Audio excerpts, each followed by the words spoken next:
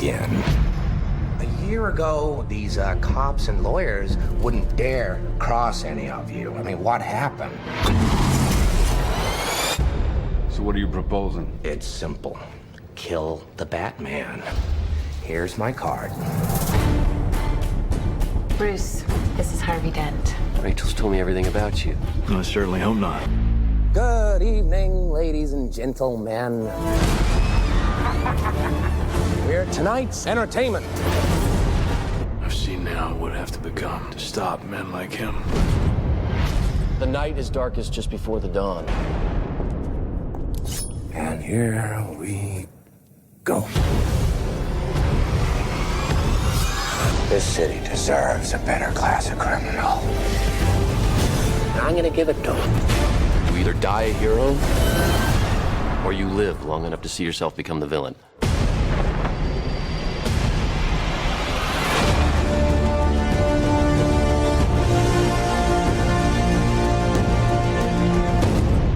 Will you be wanting the back putt, sir? Middle of the day, Alfred? Not very subtle. The Lamborghini, then.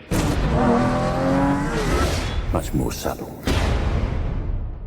Hey, what's up, guys? This is Worse, and we're going to be reviewing The Dark Knight today. It's the second in our series of Dark Knight, Nolan Trilogy. Along with a few of the Batman films, because after we do the Dark Knight trilogy, they're coming. We're going to be doing some other Batman movies.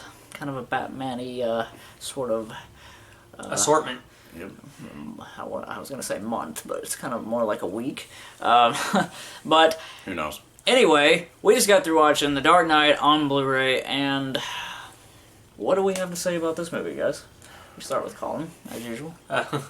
Well, like I said, when this film came out in 2008, I was like right in line to see it. I mean, this movie was groundbreaking not only for the continuation, because everybody, like I've said before, Christopher Nolan didn't know if he was going to do a sequel, and then when he did do it, I mean, it surpassed the first one in almost every way possible. It's a great film. I mean, it's very well shot. Christopher Nolan did a great job with hiding he didn't shoot the film in New York for all the Gotham scenes or anything like that. He shot it mostly in Chicago. So, because if anybody saw any of the landmarks in New York, they'd automatically know that's not Gotham or that's not Hong Kong. That's New York, and he did a really good job of hiding that, and did a really good job with the photography and all that. But first off, the casting. I mean, Christian Bale coming back as Batman, and this is when he gets the hockey bat voice. Yeah, I mean, like really bad. He lost a lot of weight for this role and this time. And I mean, Maggie Gyllenhaal takes over for Katie Holmes as Rachel Dawson, which you said in the last review I prefer the original Rachel. Yeah, I don't know. I just something about this one is just off for me. Yeah, and Aaron Eckhart. Yeah, Aaron Eckhart as Harvey Dent. And yeah, this is another comic book character come to life, in my opinion. They ripped this straight out of the comics. He plays the patriotism of Harvey Dent. He's really gung-ho awesome. He really wants to clean Gotham up. And between Batman, Gordon, and Harvey, which, Gordon played by Gary Oldman. Excuse me, I went blank there for a second. Gary Oldman, he nails a really strong performance as Gordon. Once again, comic book inspiration, which you guys know, if it's based on a comic, I'm really big into that. The comic book inspiration for this movie mostly was The Long Halloween, great Batman comic. If you guys haven't read it, check it out. It's one of the best Batman stories ever told. My top two, honestly. And the other, Heath Ledger, God rest his soul, did a fantastic job as my favorite favorite screen villain of all time, the Joker. And I mean, he nailed it. I mean, he did a fantastic job. I mean, all those stories of him, locking himself in his room or in his hotel room for 2 or 3 weeks on end, and forming this character, not just the comic book character, but just making it his own. He really forged this character, and I mean, it's going to go down in history as one of the best performances in Hollywood. I mean, even though tragically this was his last. He put his heart and soul into this, and the fans, were greatly rewarded for it. So, God bless him. Yeah, it was a perfect mixture of comedy and action because you had all those very dark moments, but Joker just kind of like lightens up the mood at the same time, and that's kind of what I want from a Joker, and I'm hoping that's what Jared Leto brings. Is kind of a comedic but still dark. And Heath Ledger, he played his own Joker. And it was really, really well done.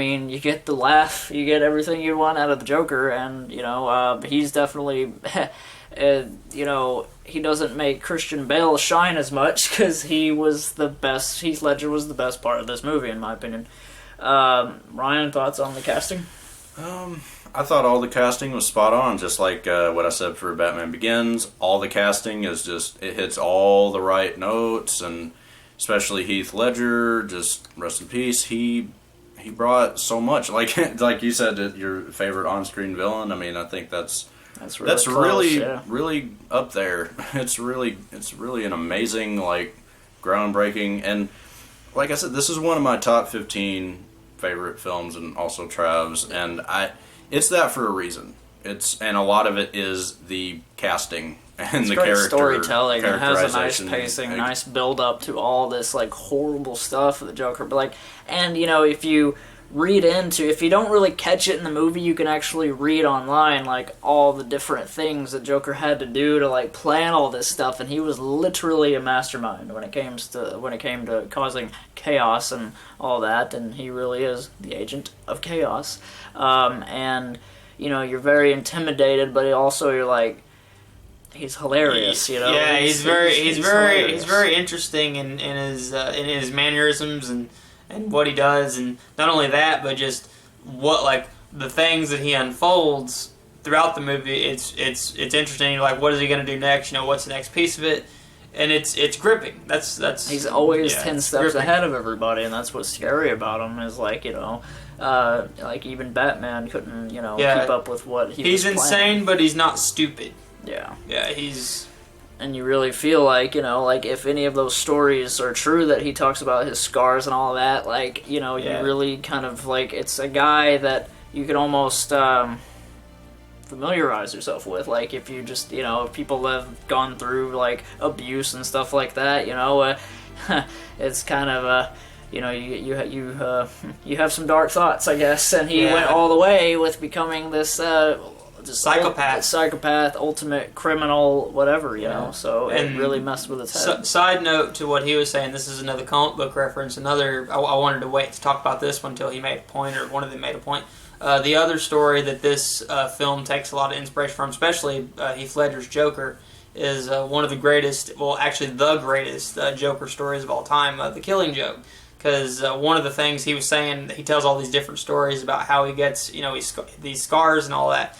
In the Killing Joke, he throughout the book, you hear you see all these flashbacks of a possible past for him, and he even says at one point in the book, if I'm going to have a past, I prefer it to be multiple choice. So you don't know what how he became the way he is. That's what makes him terrifying as a comic book villain, is he's unpredictable, and you can't figure out you don't know Usually some villains have some sort of tragic event or tragic thing that they have to get back to the world for. The Joker basically has none of that. He says he does, but he really doesn't. He is the Joker. And that's what makes him terrifying. It's because he has no rhyme or reason. He just enjoys it. And that's terrifying. Let's talk about the struggle between Batman and the Joker with this movie. It's really well done, especially the interrogation room scene. Oh, that's one of the highlights. Just he steps out and he knows Batman's behind him in the dark, and it's just bad cop or good cop, bad cop routine. Not exactly. Batman's behind you. It's really well done, and you can see the struggle with Bruce. He even says himself, "I'm considering killing you." He's, you could see that fight, and the Joker's just taunting him. You can't do anything with your rage. You're not going to kill me. He even stands right in front of his motorcycle, and he just goes right past him. How do you beat the whole point of the movie is how do you beat someone who's happy for themselves to die? Yeah, he was laughing when he was falling off the building. That's the cherry scene to me, is when he's enjoying falling to his death, knowing that Batman's going to catch him. He knew, like, he's not going to let him die. He refuses to And let he him sees die. it as a joke. He sees the fact that no matter what he does, like, no matter how horrific or how nasty it is, at least in the comics anyway, no matter how nasty or violent or whatever, Batman always saves him. And when the Joker says, like, I think we're destined to do this forever, that is a really nice kind of, like, homage to all the Joker stuff, comics, movies. Like, they've always been enemies. 70 years, They're 75 years. freshly new enemies in this movie. They just now got to know each other, and so it was like a little, like, it just felt very, like, Batman-like, you know, like, from the comics and stuff, like, destined to do this forever, you know, and that whole speech at the end is, like, fantastic. Like, and, you know, Heath Ledger just killed it. I mean, I think, like I said, I think he shines more than Batman does in this movie, but, I mean, you know, Batman's role was way more just about him rivaling with Joker, you know? And when Heath is on screen, you're honestly, like, feeling this is his movie. This is, like, the Joker's movie more than it is Christian Bale, Batman, Bruce Wayne. While we're on the topic of Joker doing terrible things, let's talk about Aaron Eckhart as Two-Face. Even though he his totally messed with him. Yeah, even though his appearance in the film was very brief, I honestly would have preferred, if we'd known that we were going to get a third film, I honestly would have preferred them to wait. That's what I wanted. I'm okay with Two-Face being in the rest of the movie, but I wanted him to live and then be Two-Face again, and you know, the next one. I was looking forward to that. And then I remember when I first saw it in the movies, I was so disappointed that he dies. I was just like, wait, they're not setting it up for Two-Face for the next movie? Like, I don't see why not. But then they they use Two-Face as a motivator for the next film because, well, we'll go into that when the next film happens. But Definitely.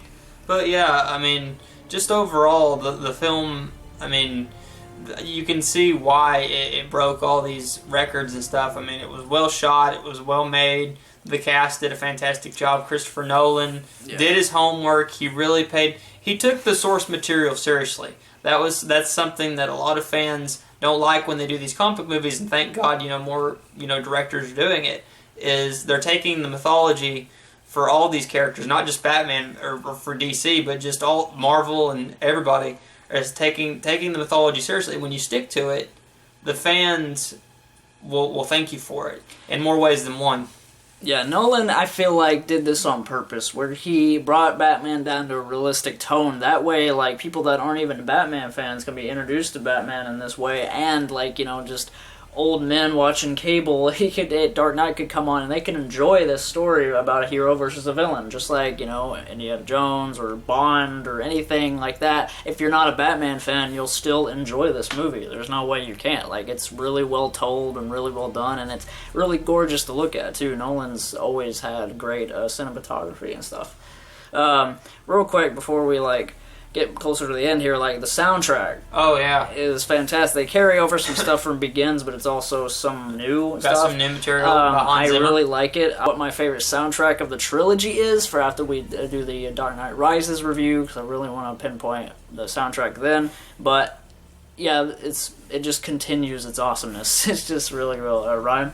Yeah, I mean, Hans Zimmer is definitely one of my favorite composers of all time. This is my favorite composer of all time. This is something that we didn't really touch on for Batman Begins, but I loved the Batman Begins soundtrack. And for this, I mean, for forever, you know, I've been like, you know, Dark Knight, that's my favorite, but I'll save it till the end too. Maybe it may not be my favorite of all of them. Yeah, because I got to rewatch Rises to really gather. Oh, which one is my favorite soundtrack? And that's something you usually take in, something like that for me. I mean, the soundtrack is just awesome to take in. Joker pretty much has his own theme in this movie, and like it's really it wasn't in Begins, that buzzing, that one with like the loud ringing. It's really effective. It's really effective. Adds suspense. The part with the ship at the end is really effective with that. It's really like you're on the edge of your seat, and you know it just shows the chaos that's going to unfold, and obviously the day is saved, and it really, you feel that relief, like these people didn't have to die, neither did the prisoners.